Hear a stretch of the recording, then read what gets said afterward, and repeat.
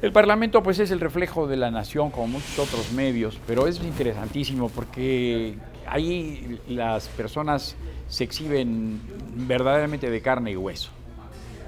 No se callan, llegamos a ver a cosas que, por ejemplo, aquel Marcué Pardiñas, alguien, no sé de dónde salía una historia de una camioneta, y Marcué Pardiñas, que había sido muy amigo del presidente Adolfo López Mateos, y luego el propio López Mateos lo hace a un lado porque quería obstaculizar la visita del presidente Kennedy. Manuel Marcué Pardiñas llegó a la Cámara de Diputados y sus opositores gritaban: ya devuelve la camioneta, Marcué. Y Marcué devolvía: se la regalé a tu mamá, diputado, se la regalé a tu mamá. Entonces, ese tipo dice: oye, pero qué tipo tan bajo. Bueno, pues no era una bajeza, era quizá no era de lo más adecuado, ni era lo más diplomático, ni era en una corte, pero tampoco estaban en una corte, no estaban en una corte medieval, no estaban junto en la tabla redonda de los caballeros del rey Arturo, ¿verdad? La crónica parlamentaria sirve para decirle al lector, al público: así trabajan porque sí trabajan, quizá no al ritmo que debieran, quizá no todos, porque se trabajan las comisiones, y las comisiones importantes son Hacienda, Relaciones Exteriores, Distrito Federal, etcétera. Entonces, el Parlamento, sí, la Cámara de los Diputados o la Cámara de Senadores, es un crisol fantástico para ver cómo crecen, cómo se forman, cómo se modela un político.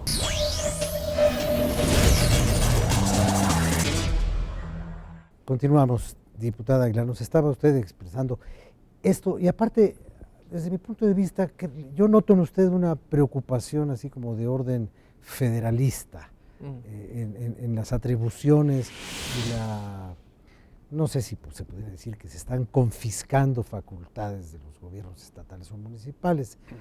No sé si eso fue lo que quiso decir o yo lo interpreté de modo exagerado. Explíquenos, por favor.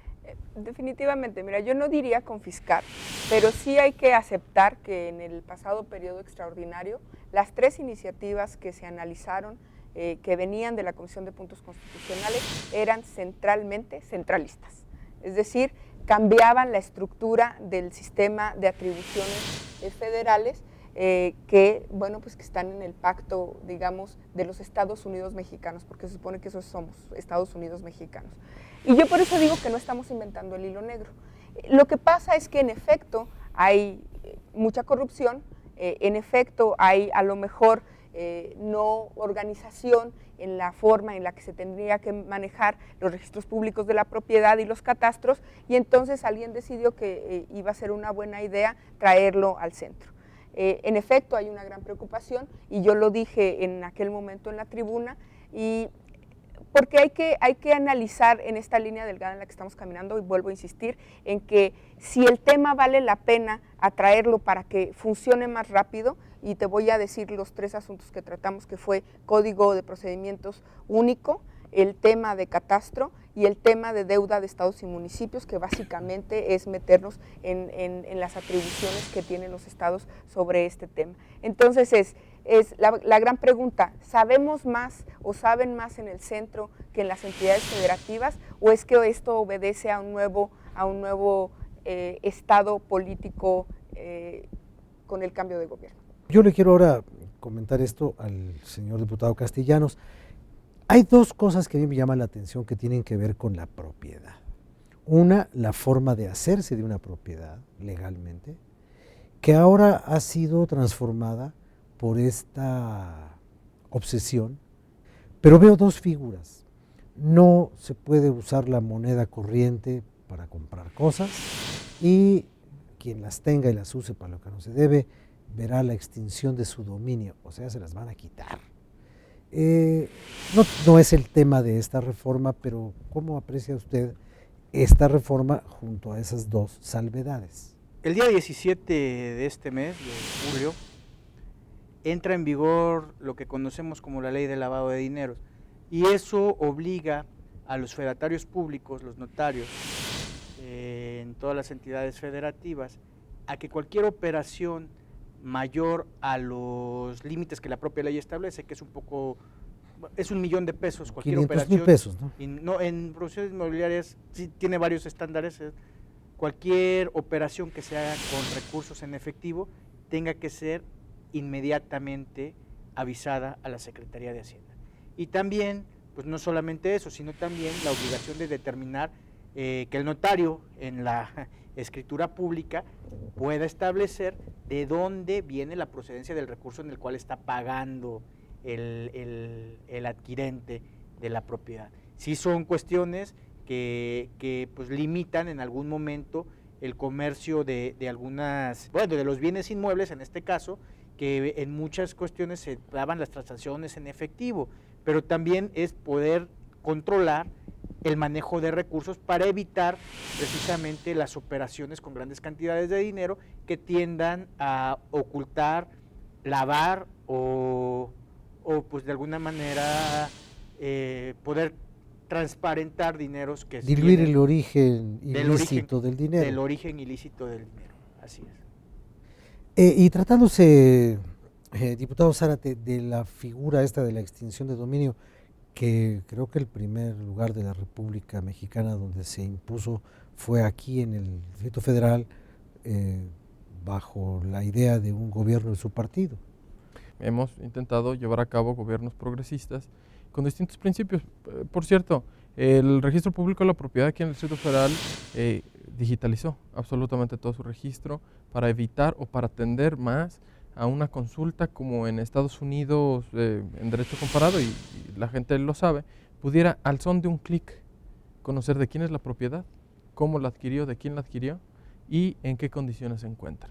Me parece que hacia allá tiene que ir el derecho de la propiedad en sus tres ámbitos, como lo conocemos el derecho humano, para usar, disfrutar y disponer de él. Y esto implica máxima transparencia. El tema de la propiedad perteneciente o que tiene sus orígenes en la delincuencia organizada, por supuesto que es fundamental. Pero yo compraría el argumento del federalismo. Nosotros necesitamos revisar qué es la función o cuál va a ser la función de este Congreso, específicamente de esta legislatura, en materia de modificaciones de estas tres leyes que ya se definieron, de deuda de municipios, por ejemplo el caso de Coahuila, de todos los partidos políticos, no hay una excepción. Evidentemente quien está más en el gobierno o quien acude más al gobierno, pues tiene mayor problema del propio desgaste y del propio abuso de ese poder. Pero todos los partidos están inmiscuidos ahí. También es trascendental en el tema del federalismo cuál va a ser el rol. Los gobernadores en los últimos sexenios aumentaron su poder en detrimento del poder de la federación. En esta teoría del péndulo ahora viene de regreso y pensamos, muchos, yo no comparto esa actitud, pero pensamos que centralizarlo pudiera resolver varios de los problemas, incluyendo el registro y el catastro y el registro público de la propiedad. Nosotros creemos que el Congreso de la Unión debiera emitir mínimos y máximos para establecer como interés superior el de los ciudadanos y no el de los gobernadores, ni el de los poderosos o gobernantes, ni el de que se le llama pseudo caciques o señores feudales. Me parece que ese va a ser el reto, ese es el reto en todas estas leyes de fondo, al emitir las leyes secundarias para este Congreso. ¿En dónde está el justo medio y en dónde vamos a recuperar el poder ciudadano? Creo que es el tiempo de los ciudadanos. Aquí se refiere usted a las leyes que faltan, por supuesto, no a las transformaciones constitucionales que ya se aprobaron. Ahora, cuando venga lo demás, bueno, se dan las bases para ello.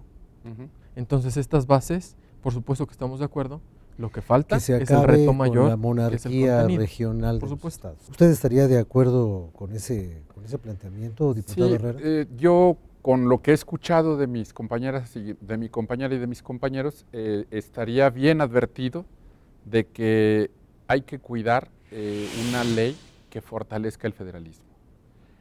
Yo pienso que lo que hoy hicimos busca, ya se dijo, homologar organización y funcionamiento.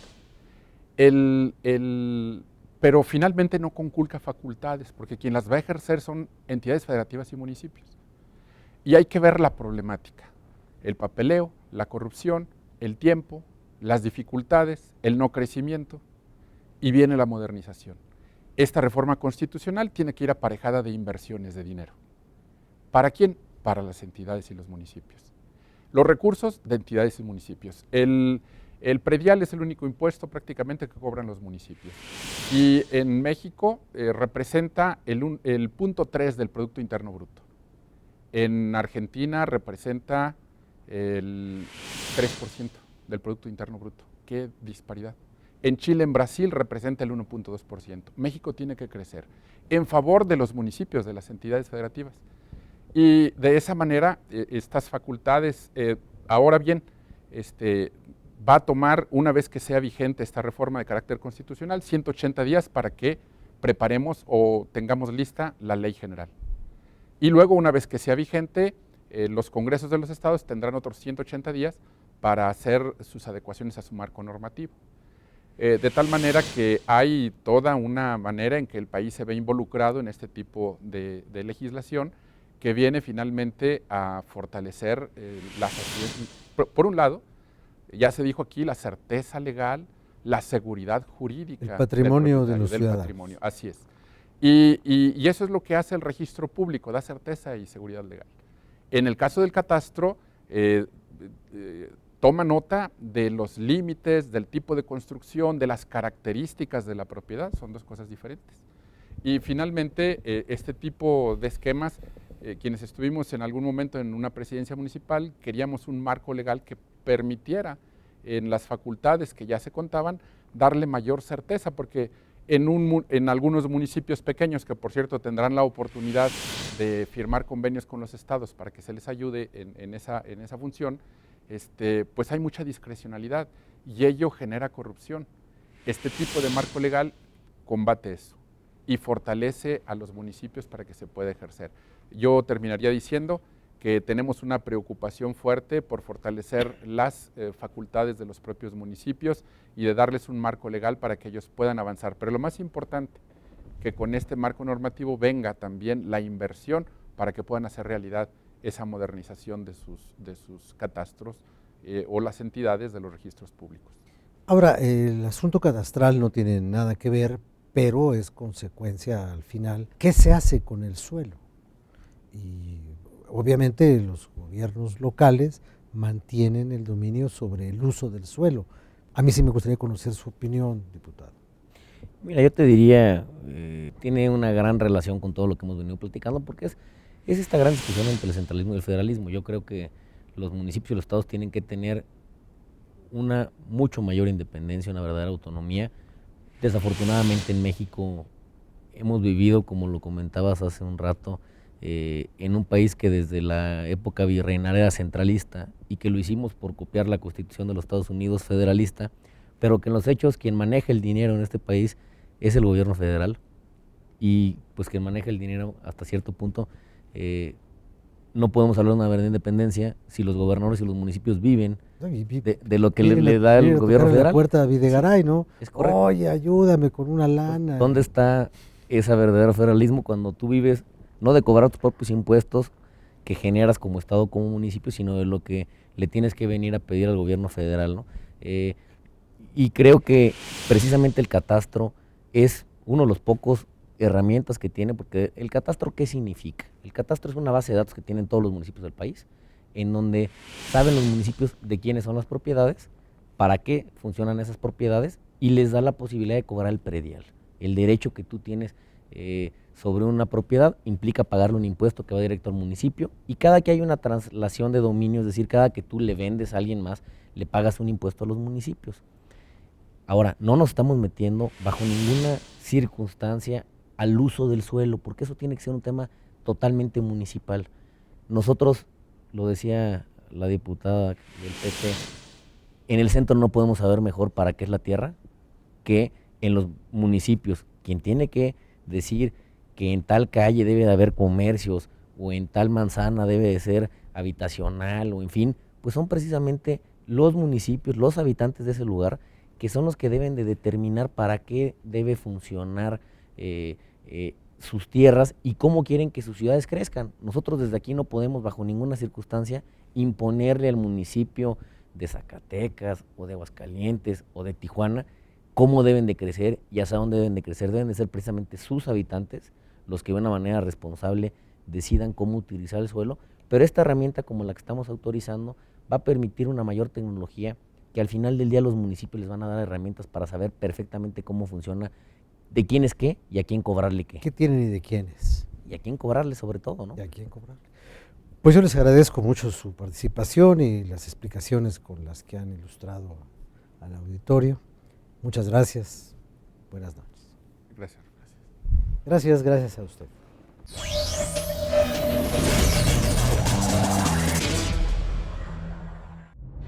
En el primer año legislativo, los diputados y diputadas trabajamos para todo México. Aprobamos nuevas leyes y reformas de ley que fortalecen la competitividad de las micro y pequeñas empresas, dan certidumbre jurídica y financiera a los usuarios de instituciones de seguros que nos otorgan sustentabilidad y equilibrio económico. México no puede esperar. Cámara de Diputados, 62ª legislatura.